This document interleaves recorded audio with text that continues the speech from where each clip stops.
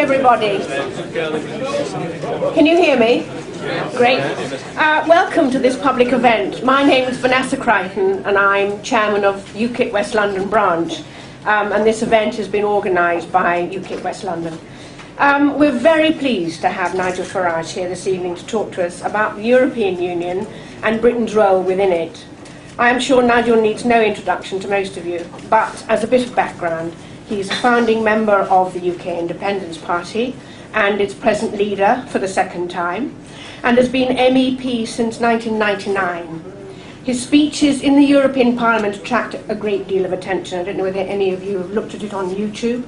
And he is renowned for speaking his mind. I give you Nigel Farage, ladies and gentlemen.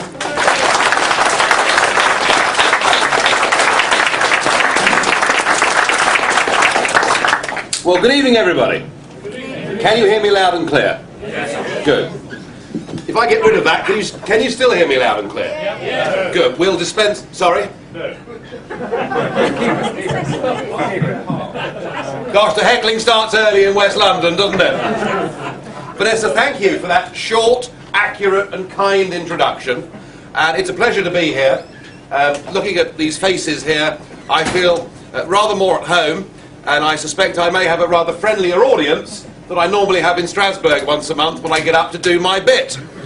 I think it's probably quite fair to say that with Mr. Barroso and Herman Van Rompuy, I am not necessarily flavour of the month. But how I did enjoy my last speech in the European Parliament, when I was able to hold up a photograph of the President of Europe hugging Colonel Gaddafi, a picture taken as recently as mid-December. And I did say to the President that I'd never seen him looking so happy in his life. Because he's not exactly known for his humour, is he, old Rumpy Pumpy? I sort of asked whether Gaddafi was an old drinking mate of his. So comfortable did they seem together. And yet, the last time when I met Rumpy Pumpy, last Friday, he said, we must get rid of Gaddafi, regime change is what the mission's all about. So that's EU hypocrisy for you. I have to say that when Vanessa said that I've been a member of the European Parliament since 1999, it worries me a little bit, because that's a lot of years, isn't it?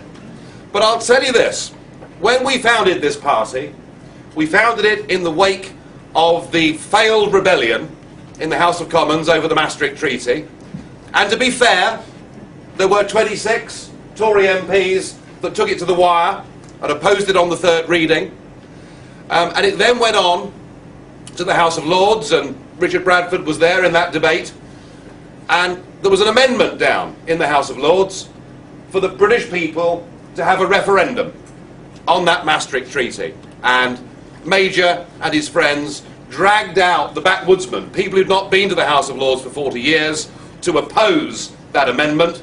And in the wake of this treaty, we formed the UK Independence Party, and we were thought to be a pretty eccentric lot.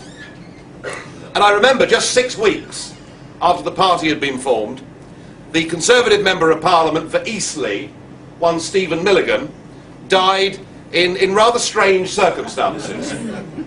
Older members of the audience will remember it was the orange in the mouth and the thing round the neck of a lady's stockings. Although as an old Wikimist client of mine said to me the next morning, don't condemn a man for that. And there we were. We had a political party. We'd been going for 6 weeks, and there was a by-election. So I thought, well, in for a penny, in for a pound. I will be UKIP's first ever candidate, and I was. And I stood in the Eastleigh by-election, and I can tell you tonight, with great pride, that by the huge majority of 48 votes, I managed to beat the leader of the official monster-raving loony party, David Such. So we didn't quite come last in the Eastleigh by-election. But if you fast forward over a few years, you take us to the June 2009 European elections, where UKIP, this little party that was mocked, derided, or ignored, came from nowhere, and we came second.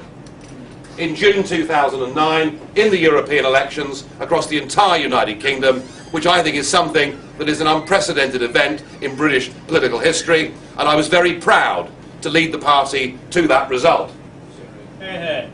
Thereafter, I decided that I would take a break from the leadership and pursue some other adventures, which ended fairly dramatically on May the 6th last year.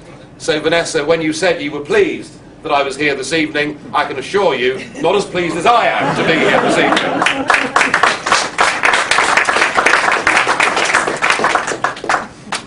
I've come back to my job, and what is happening now with UKIP is that potential that we've shown in European elections, where people have tended to lend us their vote for that election, but go back to their normal party for a local election or a general election.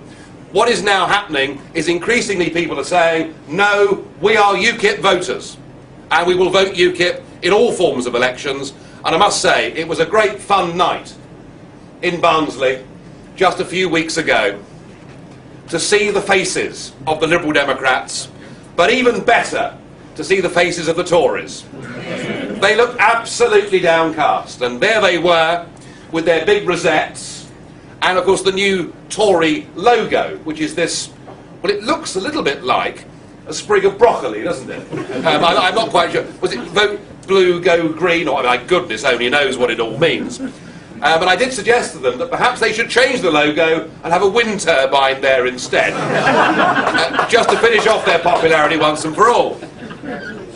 I think what's interesting is that for most of UKIP's life, we have had a Labour government. And millions of people out there who may naturally have supported many of the things that we've stood for have said, well, Nigel, we agree with you.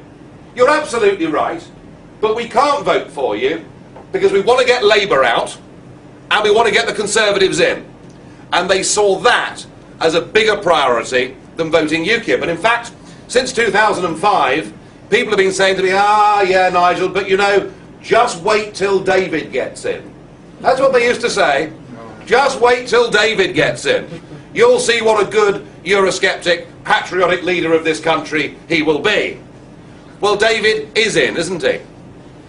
And, or should I call him Cast Iron Dave? The man that wrote in the Sun newspaper that he would give a cast iron guarantee that a Conservative government would give us a referendum on the Lisbon Treaty, and then failed to do so. He, of course, is in coalition with the party that had been the protest party over the last few years, the Liberal Democrats, led by the incredibly colourless Nick Clegg. It's one of the nicer things I can say about him, really. And they've lost all faith, especially with your generation, you know, because this was the guy that stood there with the pledge. He was going to help to reduce student fees, or certainly not vote for an increase in student fees, and he has in fact helped to support a trebling in student fees. And I think we've lost faith in this country, quite rightly in my opinion, with virtually the entire political class.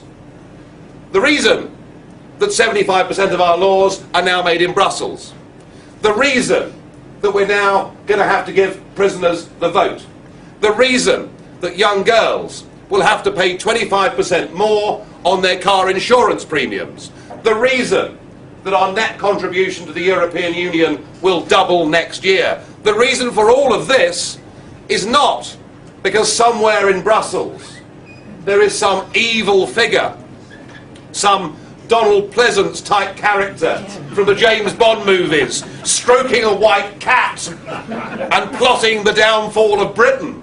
Please, when you hear these conspiracy theories, throw them into the bin. That isn't the reason we're in this mess. We're in this mess because virtually an entire generation of British politicians have given away the rights, liberties and freedoms of this country. That's why we're in the mess we're in.